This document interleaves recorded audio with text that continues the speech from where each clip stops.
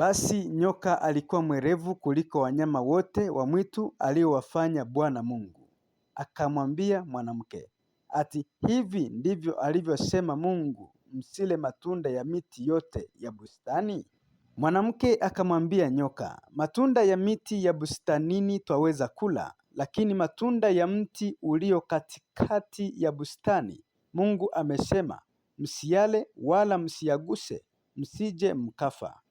Nyoka akamwambia mwanamke, hakika hamtakufa, kwa maana Mungu anajua ya kwamba siku mtakayokula matunda ya mti huo, mtafumbuliwa macho, nanyi mtakuwa kama Mungu, mkijua mema na mabaya.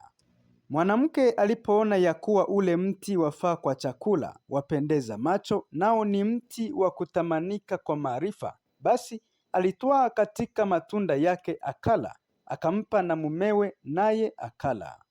Wakafumbuliwa macho wote wawili, wakajijua kuwa wa uchi, wakashona majani ya mtini, wakajifanyia nguo. Kisha wakasikia sauti ya Bwana Mungu akitembea bustanini wakati wa jua kupunga.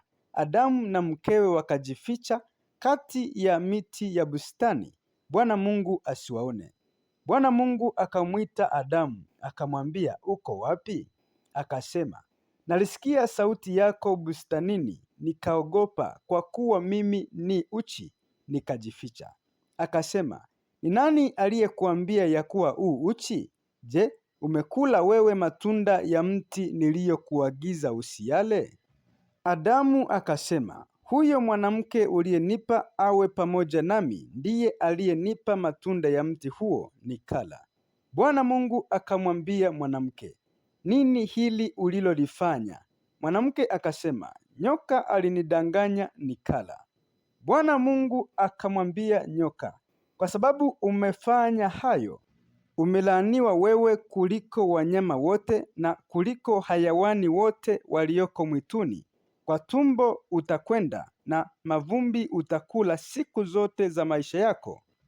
Nami nitaweka uadui kati yako na huyo mwanamke, na kati ya uzao wako na uzao wake. Huo utakuponda kichwa, na wewe utamponda kisigino. Akamwambia mwanamke, hakika nitakuzidishia uchungu wako na kuzaa kwako, kwa utungu utazaa watoto, na tamaa yako itakuwa kwa mumeo, naye atakutawala.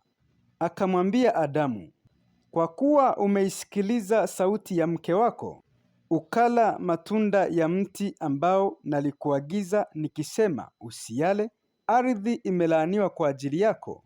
Kwa uchungu utakula mazao yake siku zote za maisha yako. Michongoma na miiba itakuzalia, nawe utakula mboga za kondeni.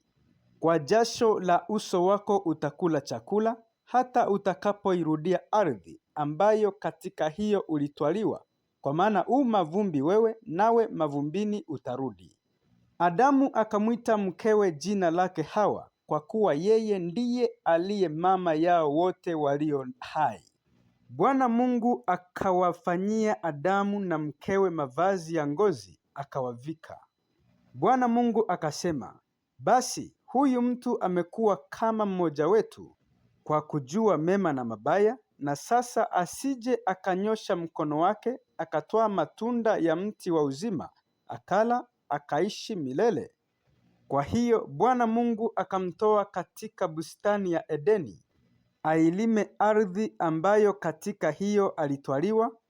Basi akamfukuza huyo mtu, akaweka makerubi upande wa mashariki wa bustani ya Edeni, na upanga wa moto uliogeuka huko na huko kuilinda njia ya mti wa uzima.